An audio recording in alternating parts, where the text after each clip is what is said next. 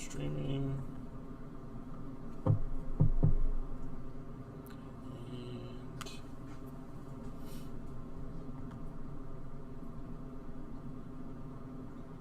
All right.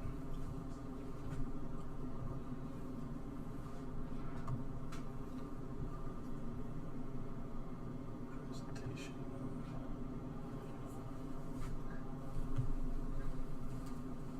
Is this touchscreen? No.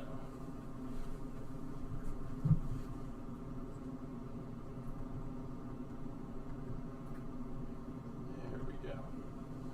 All right, so welcome everybody. Thank you for coming. My name is Charles Abel. Today I'll be talking about formal program verification. So, a little bit about who I am. 20 years old. I am an undergraduate computer science and physics senior at UTD. I'm researching formal binary program verification with Dr. Kevin Hamlin. My physics degree is focused on quantum mechanics. I am an officer of the UTD Computer Security Group. I'm applying to PhD programs this fall, and I'm teaching a compiler design course, which you can access all the materials to right there.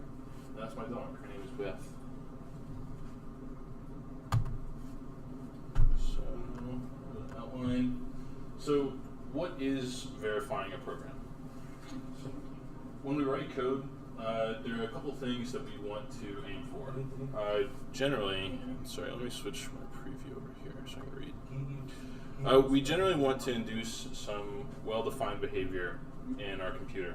We want to write a function that does something specific, right? It could be really complicated, or it could be really simple. Maybe we want to add two numbers together. Maybe we want to, compute the results of the Schrodinger equation. But regardless, we always want our program to return the correct answer, and we want to make sure that it's not insecure, so that we don't break somebody else's stuff or let an attacker break our stuff or any of that. So when it comes to correctness, the idea is that when we run a program, we should always get output in a form that we're expecting, regardless of what kind of input we give it. I'm going to show some C functions, and they're going to be incorrect and correct respectively. So this is an addition routine. It takes in two integers and it returns x plus y plus 1. That's obviously incorrect. We're not expecting that answer. And then this is the correct implementation of it. So, and of course, because we're dealing with a real computer, we have to do something called modulo addition. So it's really not x plus y, it's x plus y mod 2 to the power of 32, because that's the maximum size of our integers. If you hit 2 to the 32, it's going to wrap back around to 0. So, and we also want our programs to be secure, right? And that's a lot more difficult to define. But one thing that you'll hear programmers claim is that secure programs do not have side effects. And a side effect can be a lot of different things, but usually it will occur due to some programmer error. For example, allowing out-of-bounds writing outside of the edges of an array, cross-site scripting, allowing malicious code to infiltrate a database, or SQL injection. There's plenty of different things that we can do that ruin the security of our programs, and they let attackers do what they want. We don't want that. And these are links to the common weakness enumeration pages for each of these common errors. There's like 600 of these, so a lot of different ways things can go wrong. But the secret is that most of those vulnerabilities only exist because programmers don't like to validate their input because they're lazy. And a large part of verifying a program's correctness and security is ensuring that that program properly handles input and makes sure it's in the right form and rejects all bad input. So these routines are insecure because they don't validate their inputs. So you've got this function that is supposed to add the pointer contents of two given integer pointers. And the way it does that is by dereferencing the pointers automatically without any checking. And if you run this and you pass in a null pointer to either x or y, you're going to get a segmentation fault because you can't dereference a null pointer. It's not allowed. What if we've got an array where we want to grab the 100th element of the array, but we don't check that the length of the array is actually 100 long, at least 100 long? Then you're going to be grabbing memory that's out of bounds. You're not supposed to do that. You could be grabbing somebody else's data. I mean, not really. You've got virtual memory of programs and whatnot, but generally, this is a bad thing. You shouldn't be doing that. And these are some more secure variants, although I'll explain why they're not perfectly secure. So in our add pointer contents, we checked that x and y both have to be non-null, and then we can dereference them. But what if somebody passes in a garbage pointer, some random pointer that they made up? Or what about a pointer that's already been freed? There's really no easy way to tell if a pointer is one of those two things. And that's one of the reasons why C is such an unsafe language, because the compiler can't tell you anything about x or y besides their type, which is really annoying. And types in C don't even really matter that much because it's really high-level assembly, and in assembly there are no types. And so in our get 100th element, we check the size of the array divided by the size of the first item in the array, and that will give us the length of that array. So we check, is it less than or equal to 100? If so, return some default integer that we're going to arbitrarily define as our error integer. Otherwise, we can't access the 100th, and then we're good. Except I forgot to check that the array pointer wasn't null here. So, but yeah, these are more secure variants, but really they're still vulnerable to plenty of things. So generally, correctness and security are going to go hand in hand. If your code isn't correct, then it's going to return results given inputs that are incorrect. And that's not something we expect. We expect all our outputs and functions to be correct. So if we're propagating these incorrect answers through our programs, then the programmer intent isn't, correctly matching what the program is doing, and then down the line somewhere you're going to open up some hole that an attacker can manipulate. And then if your code is not secure, then there's really no guarantee that other activity on that computer won't mess with the correctness of the program. You could have a program running and an attacker could do some stuff and manipulate your program's memory, and then all of a sudden you've got incorrect responses to your programs, and that one's a little bit more far-fetched, but generally those two things will go in hand. And verification is the process of ensuring that that code is correct and secure, given some set of specifications about how we want the code to run, and as well as some fundamental rules of logic, which we'll talk about in a second. And one way that we will verify things is by using what's called a proof assistant. And a proof assistant, or sometimes they're also called automated theorem provers. And these are programming languages that use fundamental logic, stuff you might learn in a discrete math class, to confirm whether or not a given mathematical statement is true or false. For sure, if you trust the mathematicians that made these languages, then you can trust that if you write a proof in them, it will tell you whether or not your proof is valid or not. And so, the one that I use, and then the one that a lot of people use, because it's one of the older ones, is called Coq. It's named after some French dude. It's all French people who created it. And this is an example of the hypothesis space of a proof, and these are some goals that we want to prove are true. And this is actually ripped from the example I'll show later.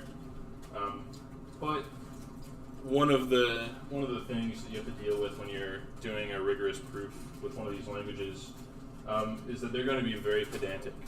So if you want to prove that x plus y equals y plus x for any given x and y, it's going to make sure that you rigorously prove that statement. You can't just like assume it to be true. And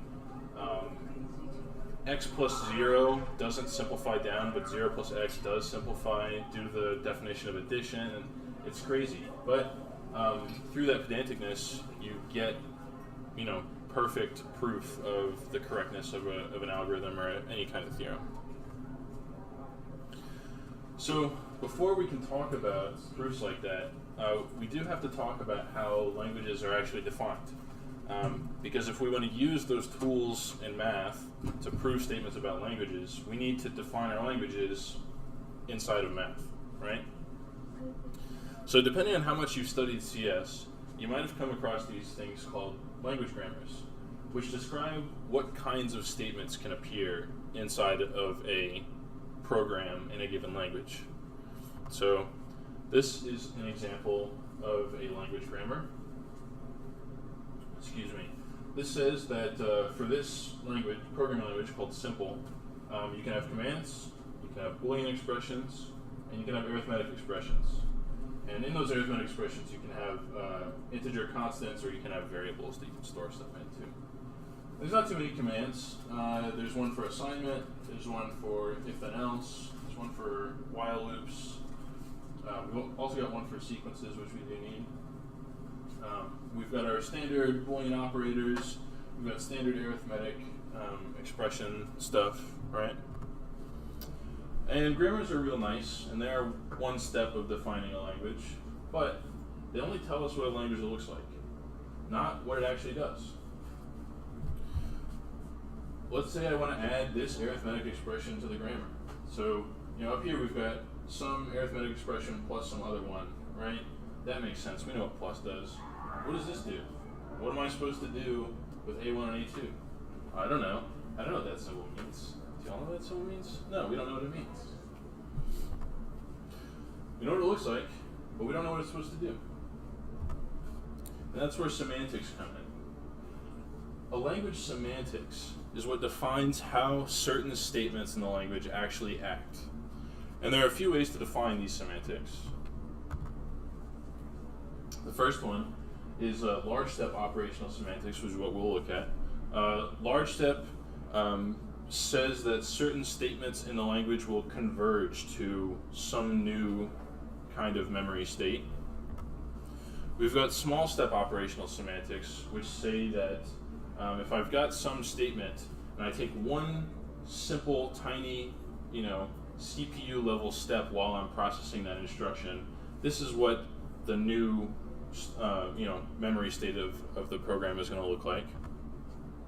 Then we've got denotational semantics, and this is a bit more nebulous, but whereas in 1 and 2, large and small step operational semantics, we kind of invent new math notation to define our languages. With denotational semantics, we actually use existing old math notation to describe everything, and it makes some things harder and some things easier, but we're not going to get into it. So we're just going to be talking about large step semantics today. And the first thing that we have to understand when we're talking about semantics is what's called a store. And a store is, I guess the verbose definition would be a relational mapping from variable names to variable values. So all that says is that if I've got some variable x in my program, the store is going to contain x, and then it's going to point to the value of x. And the goal with a store is to model a machine's memory. So basically all we've got in a standard programming language is variables. We've got functions, but most languages don't treat those like variables. There's some other thing. But when it comes to memory state, we've just got variables and the values that they contain. And so you can imagine a store like a dictionary in Python. You can read from them, you can assign to them. So I've got this store dictionary, it's empty right here.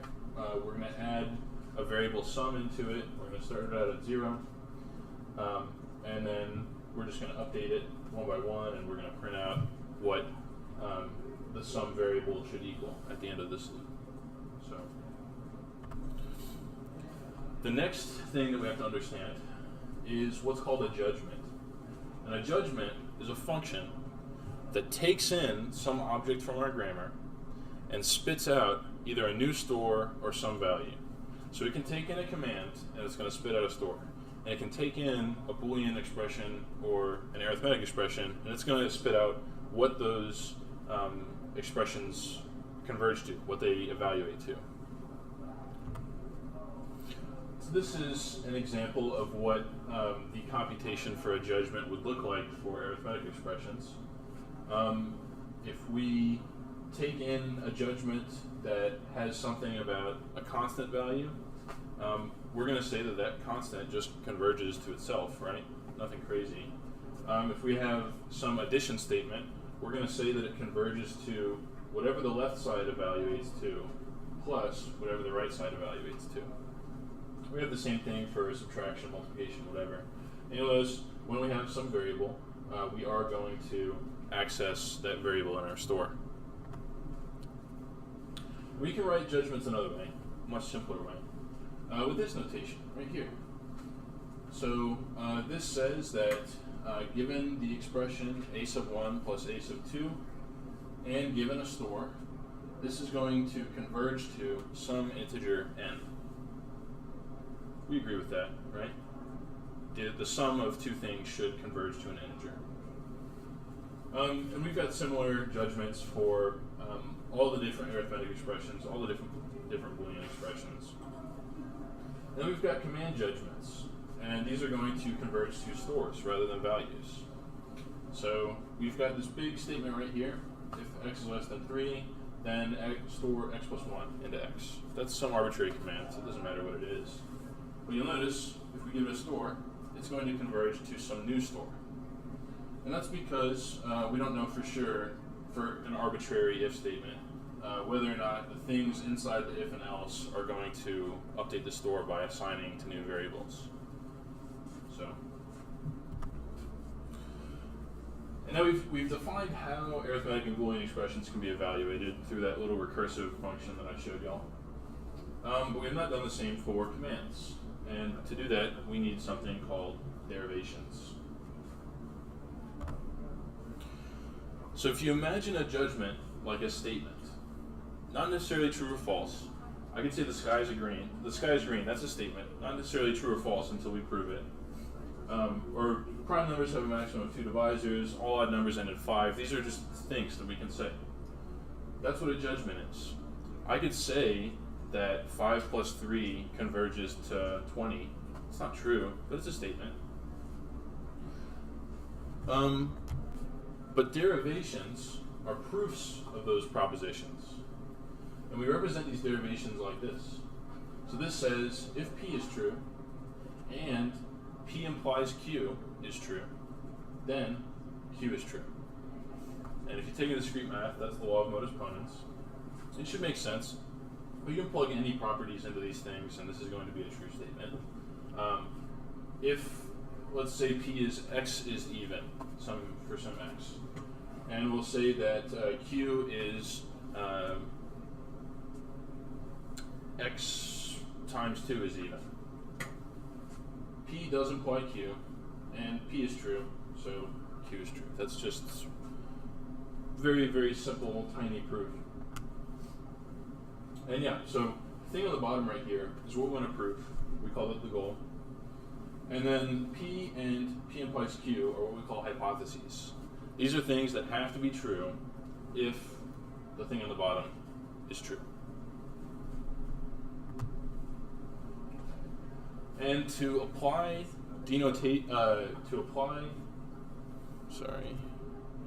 derivations to our language, we need to come up with some rules that are that fit into that derivation structure, and that way we can rigorously define how the language should operate. So I'll show you a couple of those axioms. This one says that skip does not modify the program store. You'll notice it has no hypotheses. This is just always true. All we've got is skip, which is kind of a constant value, and we've got some 60. And so we don't need any assumptions for that one. we've got this one that says assignment statements update the program store with the value that A converges to. So that's an assignment statement right there. And we have this prerequisite that says, well, the thing that we're assigning to, it has to converge to something, and we're going to call that something n. If it doesn't converge to something, if it's a computation that lasts infinity years, it would be disingenuous to say that that converges to a new store if the computation is never going to finish, right? So our only qualifier is that the arithmetic expression converges to n, and then we are going to return a new store where we assign n to v. That makes sense, right? And there's more of these for the rest of the language. There's one for sequences, there's two for if statements, there's one for while loops, but that's not the point. I just want to show some examples. And we can use these axioms to actually determine the results of computations. So consider the following program: store 5 times 25 into x. One command, one arithmetic expression, that's not too bad. And let's look at its derivation using the assignment rule, which is this thing. So that's our rule, right? We'll say that the value we're trying to assign to is x. We agree with that, right? The arithmetic expression that we're trying to use is 5 times 25. And 5 times 25 does converge to 125. So store that into x. Return that store. Right? We get that? And that derivation converged to this new sigma over here. And if you plug x into it, you're going to get 125 out. So, very tiny program, but the same exact process that we just used allows us to compute the resulting stores of any program in the language. Loops, recursion, 100,000 statements long, we could do this. And I know you're saying, what's the point? We could already execute programs. We've been doing that for 50, 60 years. What does it matter? It matters because the act of executing a program is identical to the act of proving a mathematical theorem. And the reason that's important is because that gives us access to the thousands of years of study on logic and mathematics, so that we can use those ideas to formulate new propositions about what a program can do and how it acts. Especially, we can prove the correctness and security of a program. So, what can we prove about programs? Well, let's look at these two functions. We've got double int, takes n, an integer n, and it returns 2 times n. I'd say it does what it says, right? It takes whatever you give it and it doubles it. But what about this mystery function here? It says if n does not equal 0, then return 2 plus a recursive call to mystery function of n minus 1. Otherwise, we'll return 0. That's a bit confusing. I don't know what's going on there. But there's some relationship about these two functions. And does anyone have an idea of what it might be?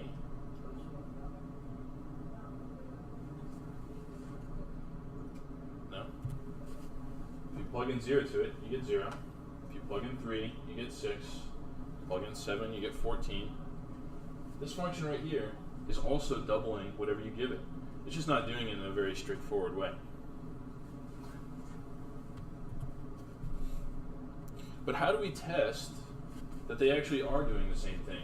How do I know that when I hit 100,000, it isn't going to return 50,000, which would be halving the input? I mean, I can look at it and I can say, well, it doesn't say anything about that, so probably not. But we're going to use this example to kind of lay the groundwork for more complicated things. We could write unit tests, but there are a lot of unsigned integers, 2 to the power of 32 of them, in fact, and that's a whole lot. Do we want to test every single one of those individually? Theoretically, we could. That's a ridiculous way to test things. What about for functions that take in strings. I mean, just for one character, you've got 255 different values, and then you plug in a second one of that, and it grows exponentially and exponentially. So, like, we need some better way to actually test that this has the property of doubling whatever it takes in for every input. And the way we do that is with Coq, which I showed before. It's a proof-assistant language. I'm going to convert the functions that we wrote into its built-in functional programming language called Boolean. And so this is our original one, double simple, 2 times n. We agree that that's what it was before.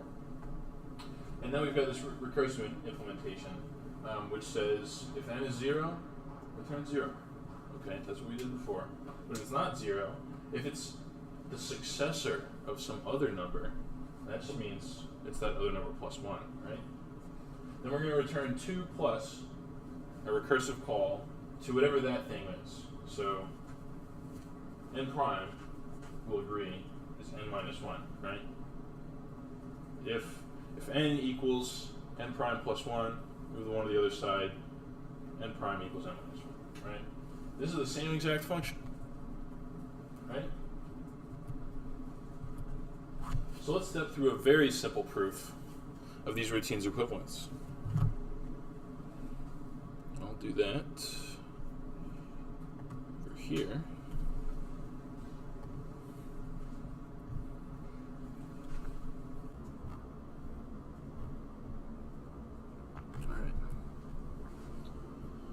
All right, so can everyone read this? Should I zoom in? Okay. Did that zoom in? I can't tell. Yeah. Is this good? Do you want me to do it one more time? Okay.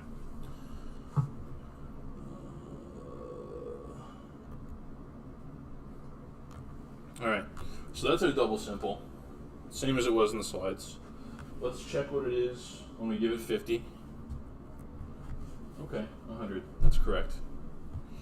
We give it 0. We get the 0. That's correct.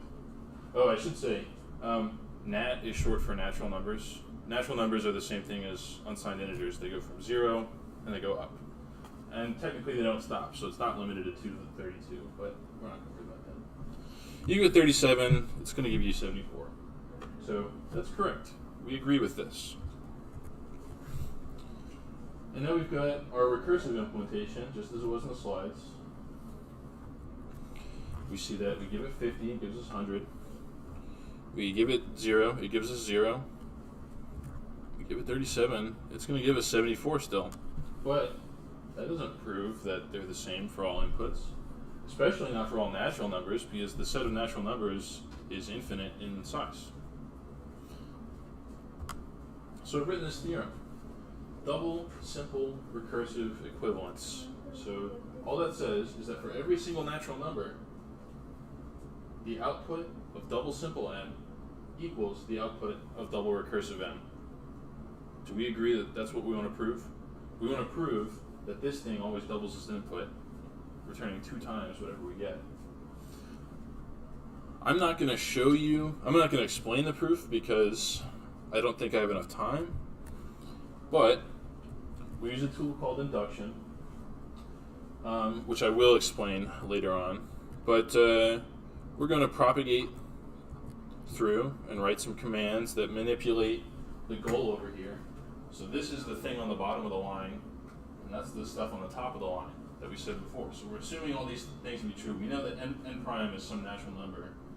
And yeah, I mean, let's go through it.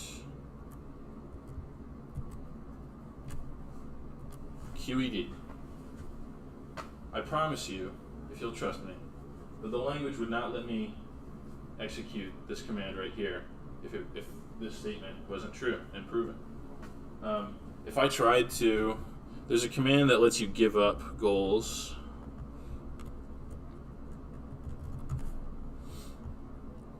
And so that's just saying, you know, hold on to that for me. I'm not ready to solve this yet. It's in yellow. Oh, it's going to give me an error. You dummy. You can't QED something if you didn't actually prove it. So I hope you can trust that if you see me get to that QED at the end, and you trust the mathematicians who designed this programming language, then we can just assume that for every single natural number, those two things are accurate. Back to this. Can I just do 11? Oh my gosh.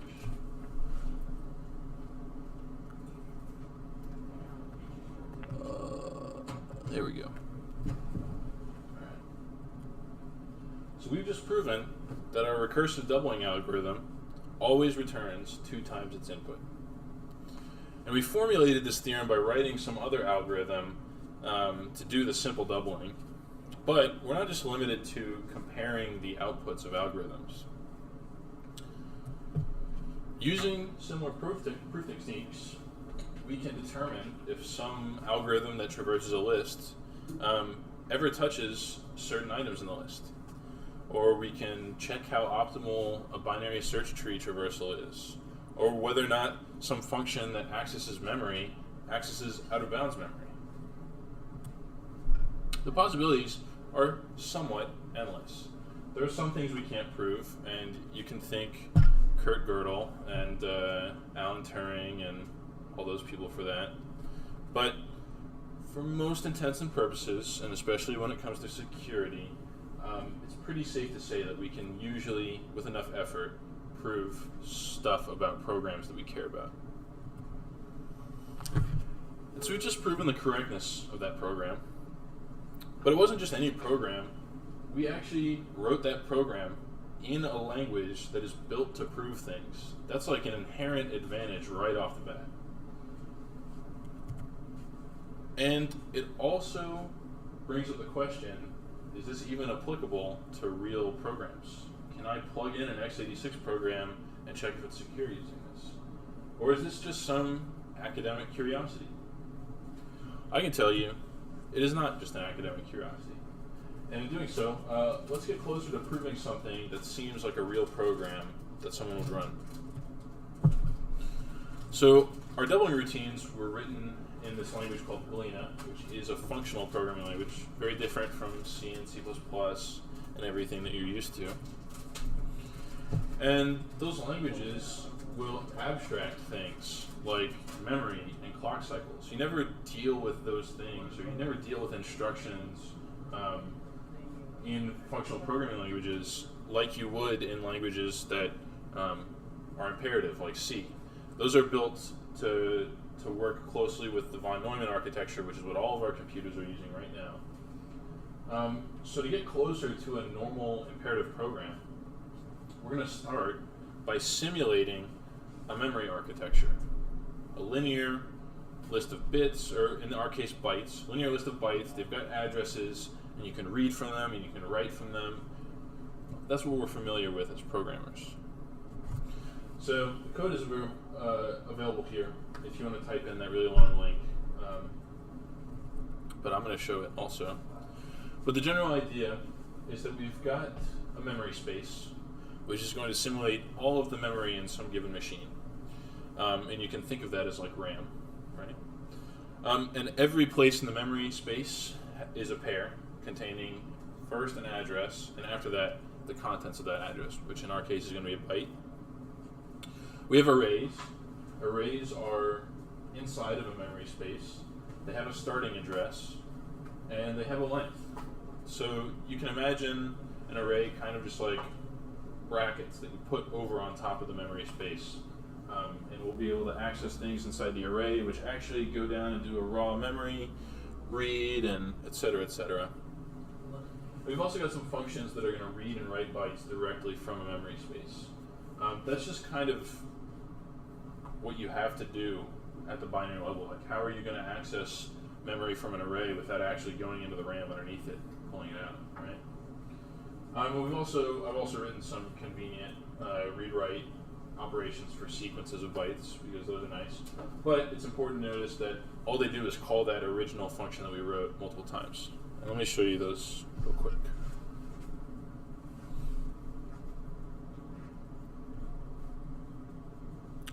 My mouse is stuck again.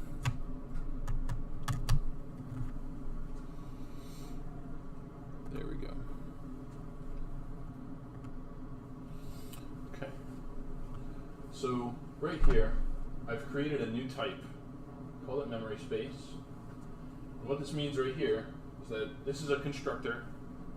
I hope we know what constructors are. So the constructor takes in a size of our memory space. And it's also going to take in some data, which is just going to be a list containing natural numbers, which are our addresses, and some byte. Okay. It likes that. We're good there.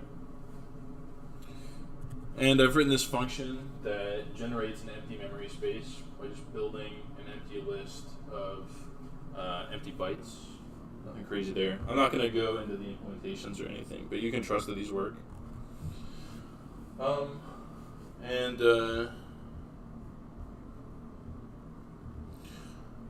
I just said compute a raw empty memory space with size 64. So here it gives me this list of pairs containing natural numbers as their address and bytes as their data. So you can see it starts at 0 and ends at 63, just like how we address things. I've made a kilobyte RAM that is an empty memory space with size 1024. Kill a 8 kilobyte RAM because we're storing bytes, not bits. Sorry about that.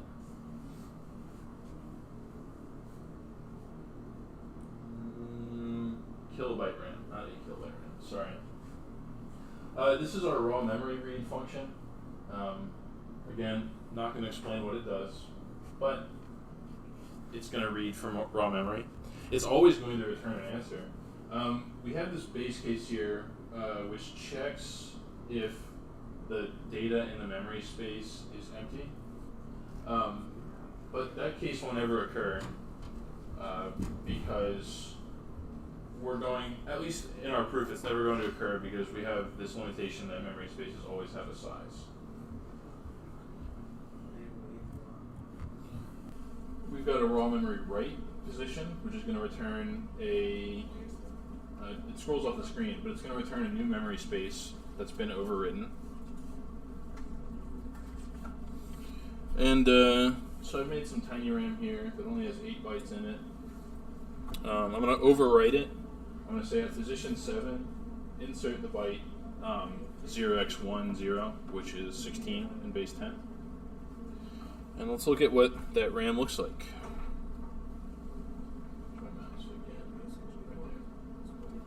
So that's our tiny RAM. It's been overwritten. You can see that everywhere it's 0 except for position 7, where we wrote 16. And our memory read algorithm is going to just access that member of the array, or of the memory space. One thing that we should be cognizant of is that overflows do exist at the binary level. Nothing we can do about that. That's a fact. So I'm going to write some memory into our tiny RAM at position 333. We don't have 333 positions in our RAM. But because of how integers overflow, it's gonna go 0, 1, 2, 3, 4, 5, 6, 7, 0, 1, 2, 3, 4, 5, 6, 7, 0, and it's gonna go over and over and over until that 333 gets down to something between 0 and 7 inclusive. And so I've written the byte 9, and so we can compute that RAM, and we can indeed see that it does return a new memory, and it's written 9 to somewhere in the list. Specifically 333 mod 8, which gives you 5. And we can also read a position that's out of the array, out of the memory space. It's just going to overflow again. 21 mod 8 is also 5. So it's going to give us 9. Now we've got our array structure. An array is attached to a memory space, and it has an address, which is where it starts in the memory space, and it has a size. We agree with those.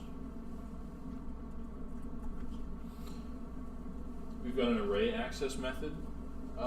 It's an unsafe array access method because it takes in the array you want to read from, it takes in the position in the array you want to read from, and it returns out what it's reading. But all it does is call the raw memory read. You give it a space, and it gives the position it wants to read as address plus position. What's the issue here? If I give it array access, some array length 8, but I give it position 50, it's going to read out of bounds memory from outside of that array. And we agree that memory spaces have that overflow issue. Nothing we can do about that. But arrays are not some fundamental fact about the architecture. Arrays are an abstraction that we've come up with. And they shouldn't be able to read outside of their bounds. That's crazy. We shouldn't do that. This is the read subarray method that I mentioned. So that just reads a subarray. We've got this array write function. Exact same bug in it. If the array location address, if the address is too big, it's going to write to something outside of the bounds of the array. And again, that's not something we want to allow.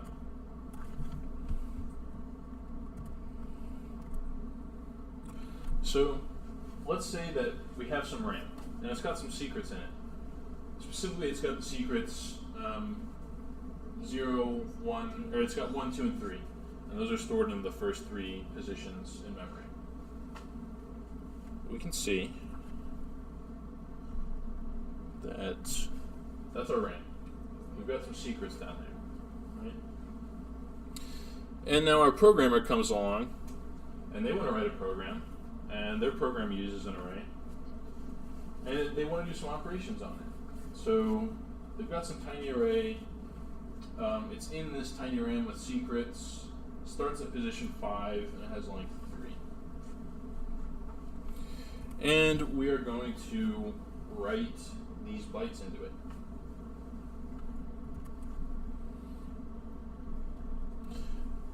And we can see that our array starts at position 5, like we like, and it's got 9, 10, 11 in it. Okay, that's what the programmer wanted to do. We're good. But, oh, and yeah, sorry. This is the memory space of the entire thing. Secrets are still down there, but now we've got some program data. But now our programmer wants to access that data again. But as a human, they make mistakes, so they write some code that allows for memory reads out of bounds and memory writes out of bounds. So for example, they give the position 3 of the array. Well, first of all, our array only has 3 positions in it, 0, 1, and 2. So we're already reading out of bounds just by the position. But then we give it length 3 to read. So we want to read 3 bytes after our array already ended. And because of how the memory architecture wraps around, it's going to read the first 3 bytes in memory, which are the secrets that the programmer isn't supposed to know about, because maybe they're sharing a machine with somebody else or whatever. Even worse, they write some code that allows them to overwrite those secret data points. Boom. We've written 7s all over that secret data that we weren't supposed to even know about. And that's a fundamental failure of how we defined our read and write operations for our array. Oh my god, I'm not doing good on time. Well, I'll wrap it up. Let me go back to these slides. If my mouse will cooperate.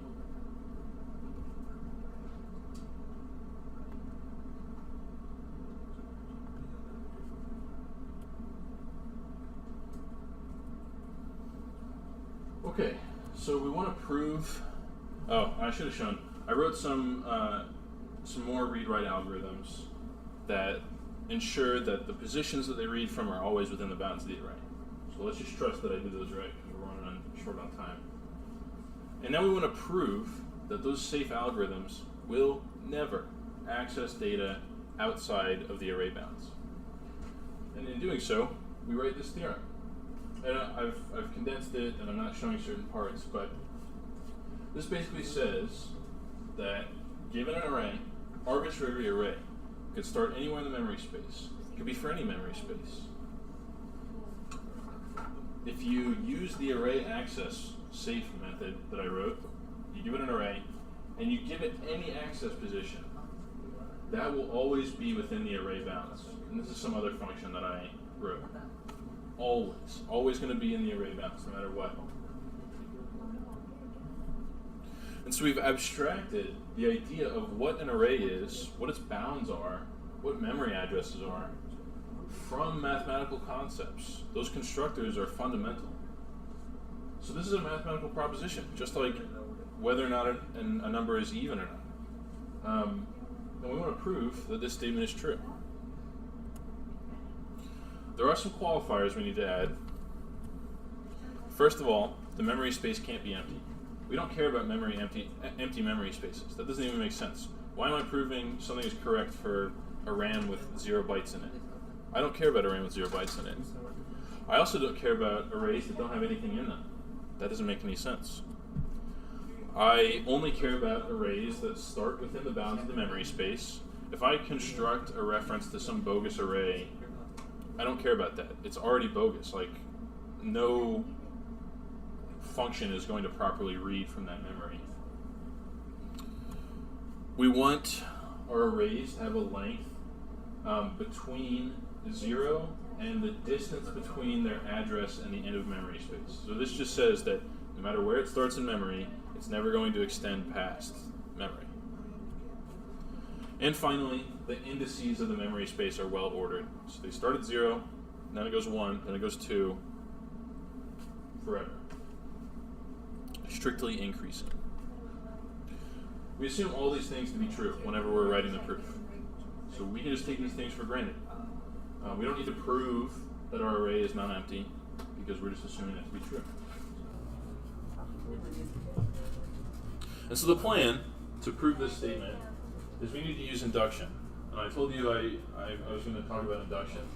The general idea behind induction is that if I can prove that some property is true, some property of numbers is true, when that number is 0, and if I can prove that it is true when the number is some other number plus 1, then I have proved that quality is true for all natural numbers. And we've been using natural numbers this whole time.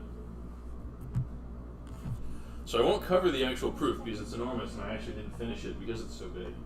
But we're going to prove the safety of our array access by induction over the access position.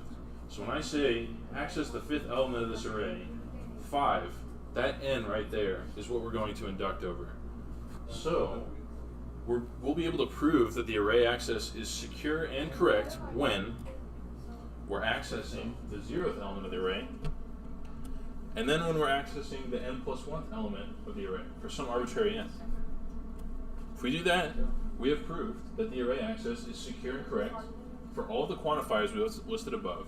So for all arrays that have size, for all memory spaces that have size, for all those things that we mentioned, and all access positions, then we have confirmed our thing is secure and correct. That's exactly what we want. But, and yeah, I'll show you the proof very, very quickly.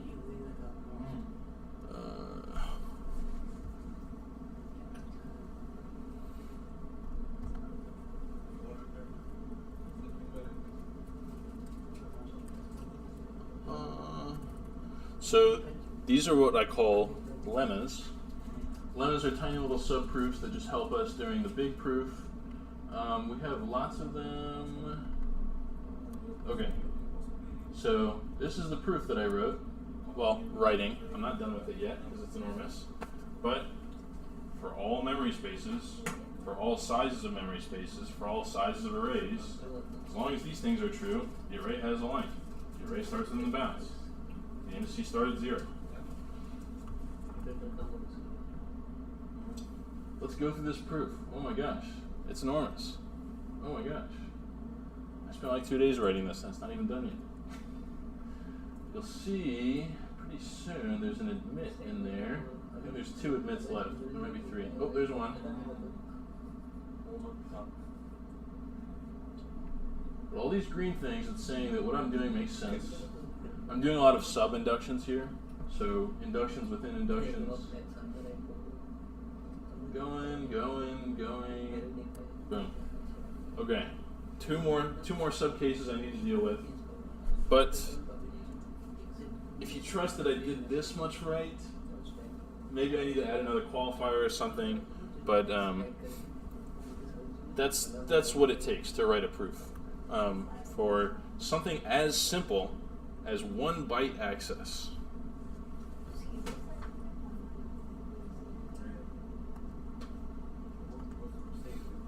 So we almost proved it.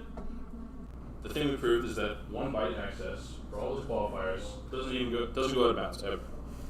We didn't even prove write security. We don't know anything about that yet. And much less the security of something more complicated, like computing the length of a string. Almost done. So yeah, computing even the length of the string. That's a massive proof.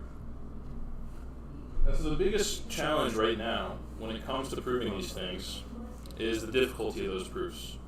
So we can add more preconditions to our proofs, like maybe our array access only. Let's assume that it only ever accesses the 0th element or the first element. Well, that would make the proof a lot easier, but then our proof wouldn't work on the second array access. So it would make the proof useless, basically. So we want to keep our proofs very generic so that they apply to lots of situations. And then another challenge is how to represent a more complex memory architecture. We had a super simple memory architecture. It just had addresses and values. But what if you've got something complicated? What if you've got network architecture? What if you've got a CPU that you want to simulate instructions for? And it's got multiple instructions, and it's got pipelining, and it's got this and this and this. The proof that we wrote was huge. Imagine the size of a proof for computing Fibonacci numbers. And that's a very simple algorithm that many CF majors will write at the beginning of their journeys. And imagine the amount of code reuse for that. Huge amounts of code reuse. Especially, well, I proved it for x86. Well, now I want to prove it for ARM because that's what my boss is paying me to do. Well, oh my gosh, I have to prove all these similar things that are slightly different. And it quickly becomes evident that to do this on a reasonable scale, we need some tool that is going to minimize the size of the proofs, and it's going to minimize the effort needed by a prover. Enter pick an A. Pick an A, according to its abstract, is an infrastructure for machine-proving properties of raw native code programs without sources within the Coq program-proof code development system.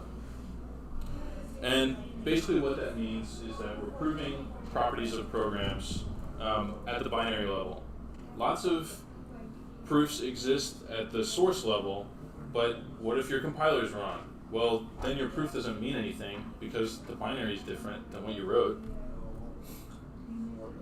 So Pick an A is being developed by the team that I'm on, led by my boss, Kevin Hamlet. That's what I just said. Oh yeah, a lot of compilers are built on something that's written in C, which is an inherently unsafe language. And the solution is to verify things at the binary level rather than the source level. Everything gets executed as a binary one way or another, so if you prove it down there, you've proven everything, right? So going from the bottom up is going to be the most robust approach to that formal verification. And I can't show any examples using that framework. Government-funded research, that's how it works. But they're much longer than my attempt. And it's a work in progress, though. Our goal is to make the verification of binary programs easy over time, so that it doesn't take a research team to do it. I'm working on a proof right now, and my boss says this is basically the first semester that it's been possible to give that task to an undergraduate student and hope that maybe they will be able to get it. So I don't know if I'm going to get it or not. It's hard. I'm having difficulty. But over time, this project's only 4 years old. Given another 4 years, where are we going to be at? We could be anywhere. But that's it. That's my talk. So, are there any questions? No? All right. Well, thank you very much for coming.